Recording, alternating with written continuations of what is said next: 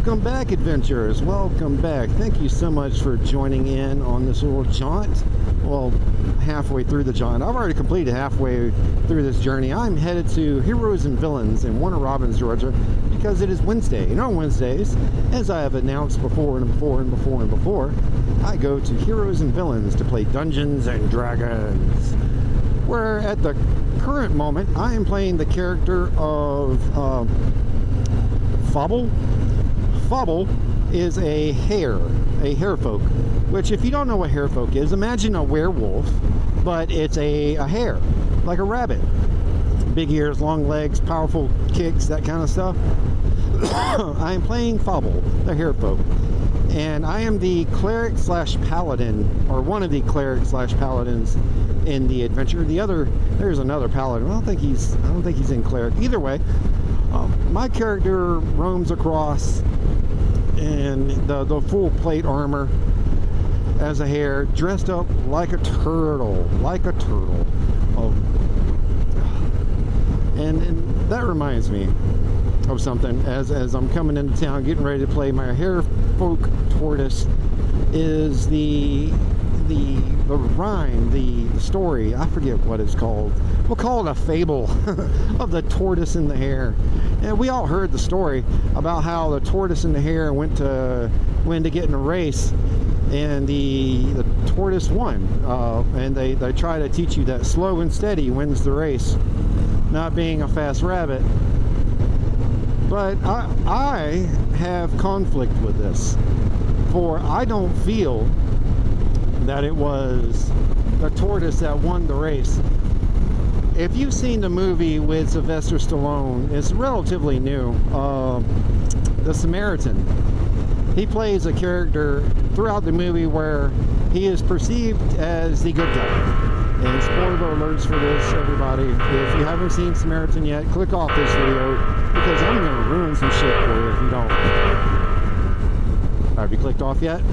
No? Oh well. Looks like it's your own ride. In The Samaritan, Sylvester Stallone plays the character of a superhero that is fallen out of fame, that is tried to escape the life of the superhero world after the tragic death of his nemesis, which, if I remember correctly, his name was actually Nemesis. So, a little on the nose there, guys. Yeah, but anyway, he plays the Samaritan, and there is a gang, a up and rising criminal power that seeks the power of Nemesis and is trying to find his magical hammer that had some kind of special powers in it. And as they're taking over this little crime area, they're antagonizing the Samaritan and this young boy that the Samaritan has grown fond of. And long story short, in the very end of the movie, in one of the final fights, the guy who is trying to take the place of Nemesis swings the hammer of Nemesis, we'll call it Ruin, down onto the Samaritan, Sylvester Stallone, and Sylvester Stallone catches the head of the hammer in his hand, and he says to him, "You keep calling me the good guy. I'm the bad guy."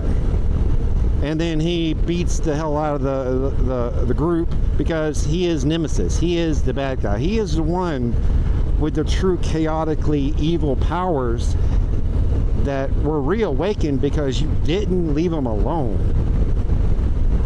He tried to turn that leaf after the tragic loss of his nemesis, the Samaritan. He tried to turn that leaf and be the good guy. And I think that's what happens here in the Tortoise and the Hare story. I think the hare was facing so much ridicule and negativity for racing the tortoise. I think something happened between the tortoise and the hare ended up wearing the tortoise's shell at the end of the race. And that's why everyone thought that the tortoise won. It wasn't the tortoise. It was the hare wearing the armor of the tortoise. He wasn't the good guy. he was the bad guy all along. He just tried to change. Now, how about that for a twist on that story? Kind of neat. I liked it. It's been rolling around in my head. That and doing a video on the Brer Rabbit. Make sure this car sees I'm here. You too over there, buddy. Oh, where was I? Oh, the Brer Rabbit. Yeah, I'm going to be doing a video on the Brer Rabbit because Disney has tried to erase the Brer Rabbit. Now, if you know what I'm talking about, you know what I'm talking about. Look forward to a video on that because Uncle Remus's museum, ladies and gentlemen, folks and creatures of all shapes and sizes, that's not too far from where old Keyfob, Keyfob currently resides. So it is nothing for Keyfob to bobble his little head over there, especially now that I'm retired, and check out the museum.